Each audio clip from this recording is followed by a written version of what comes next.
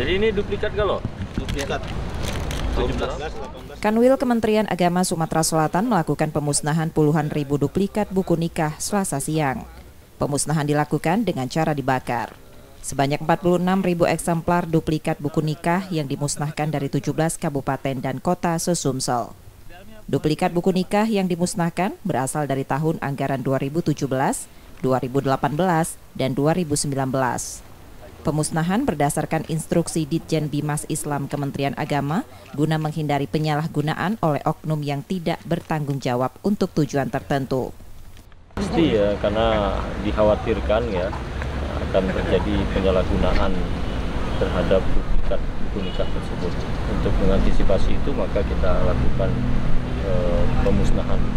Total jumlahnya ada berapa eksemplar? Ada 46.000 Pasangnya? Iya, Satuan. buku nikah. Dari berapa tahun anggaran? Itu 2018, 2017, dan 2019. Duplikat buku nikah sebagai pengganti bila buku nikah asli mengalami kerusakan atau hilang. Jika buku nikah rusak, warga cukup datang ke kantor urusan agama dengan membawa buku nikah rusak, KTP, dan pas foto.